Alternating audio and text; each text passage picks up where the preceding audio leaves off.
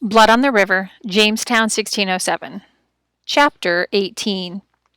You did promise Powhatan what was yours should be his, and be that like to you. You called him father, being in his land a stranger, and by the same reason so must I do you. In fear you hear I shall call you father? I tell you then I will, and you shall call me child, and so I will forever and ever your countryman. Pocahontas speaking to Captain John Smith when they met in England in the year 1616 or 1617, quoted by Smith in the General History. When I lived on the streets of London, I was a loner. It was me against the world, but coming here to Jamestown has changed me. I have learned to depend on others, especially Reverend Hunt, Captain Smith, and even Richard. I have learned the importance of standing together, of cooperating. My circle has become bigger. Now, this fire has changed all of us. Our houses, our food, even our blankets and extra clothing are gone. And it has turned cold, bone chilling winter cold. And yet, we have not starved or frozen to death. Instead, our circle has become bigger. The day after the fire, Pocahontas comes again with several men from her tribe. They have seen the smoke and are here to see if we are all right. Pocahontas runs to where Captain Smith's cabin used to be, and I follow her. She stands among the ashes, bends down, and sifts through a pile of burnt wood. Then she stands and looks at me. Her eyes brim with tears. It's all gone, she says. Captain Smith's house, his bed, his mirror, his beard-cutting knife, all gone. I nod. She blinks and tears run down her cheeks. She wipes them quickly. Captain Smith is now my brother, my countryman. My father will send gifts to help. She says it with such authority that I am reminded that she is not just a little girl, but a princess. The Powhatan people, whom we have times considered our enemies, now treat us as their own. They bring us deer skins and bear furs to keep us warm. Every few days they come in canoes laden with meat and bread and corn as gifts. We start to rebuild right away with everyone working hard. We make the fort bigger, giving it 3 new walls where the one wall fell down, and making it 5-sided. We begin again to build houses. January stretches into February, and it turns even colder. The night air sucks the warmth from our bones as we try to sleep in tents made from the ship's sails. Without the skins and furs from the Powhatans, we would all freeze. As it is, we sometimes awake in the morning to find one of our men, the oldest, weakest, and sickest among us, frozen in his bed. And once again, digging graves is a part of my regular chores. We make a very interesting trade. We send Thomas Savage to Werowocomoco to live, and Chief Powhatan sends us his servant boy, Namontack, to live with us. Our circles widen even more, and I think it is a good way to live. We are standing on many legs now, together with the Powhatans. I think of the centipedes that used to crawl all over my bed last summer, and think we are like them, with so many legs. A centipede does not topple in a storm. Namontack, our new tent mate, is 14 years old, or 14 returns of the leaf, as he puts it. Because he is a servant, he wears no copper or pearls. In fact, he wears no mantle, even in the cold weather, only leggings and breechcloth.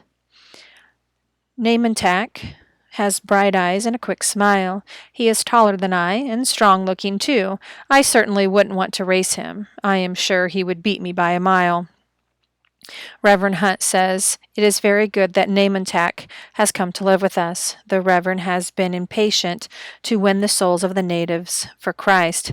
We will teach the boy English, Reverend Hunt says, and then I will tell him the good news of Christ, and he will bring that message to his people. And so Reverend Hunt spends each morning teaching Namontack a few English words. Namontack teaches me more Algonquin words as we work alongside each other with the house building, and I am getting much better at the language. One day we are splitting clapboard, and he shakes his head. Our houses are better, he says in Algonquin. He has been telling me almost daily what things are better at his home, and so I am not surprised. We do not take big trees down to build our houses. We go He goes on to tell me how their houses are built with frames made of thin saplings. The walls and roofs are made of mats woven from rushes. He says they are much warmer than our drafty houses. I try to imagine his village, Werowokokmoko, and hope that soon I will be allowed on one of Captain Smith's exploration trips so that I can see an Indian village for myself. Namantak shakes his head again and frowns. Our tribe is better than your tribe, he says. Your tribe has no women. I do not understand why Chief Powhatan brought you into the Powhatan Empire. A tribe with no women and children is not much worth much. My drops. Us in Powhatan Empire? I ask in my halting Algonquin. Yes, Namantak says, with the patience one uses when explaining something to a small child. Captain Smith was adopted into our tribe. He became the son to the Chief Powhatan. Captain Smith is your ruler, your Werowance, and so now your tribe belongs to Chief Powhatan. You are Powhatan people. What happens to one of us happens to all of us. That is why we took care of you after the fire. Captain Smith adopted? I squeak. Namantak nods. He died as an Englishman and came back to life as a Powhatan man.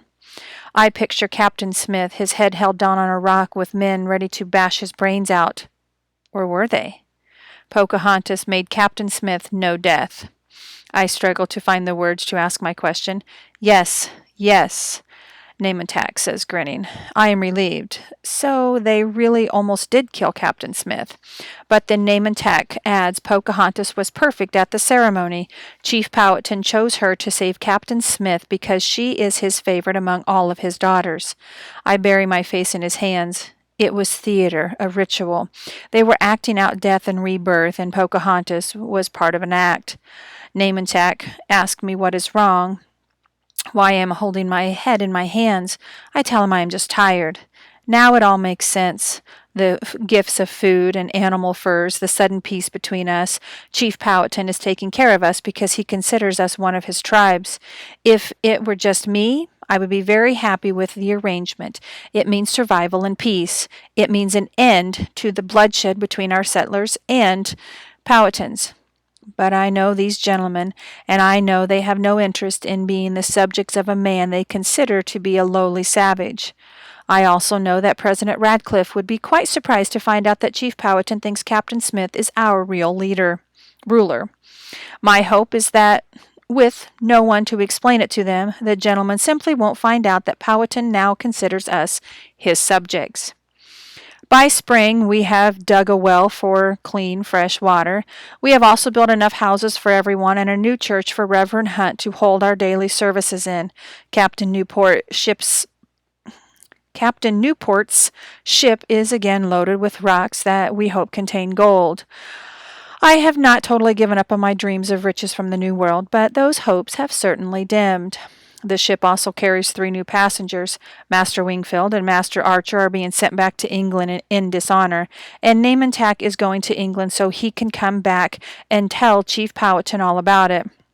Namantak shows me a stick Chief Powhatan has given him. I will count the people and make marks on the stick, he says. I will be able to tell Chief Powhatan how many people there are in your land. I laugh, remembering the teeming streets of London with carriages and horses and people and hogs all vying for spaces on the cobblestones. I think of Namantak walking along the docks, the same docks I left so many months ago, and seeing our world for the first time.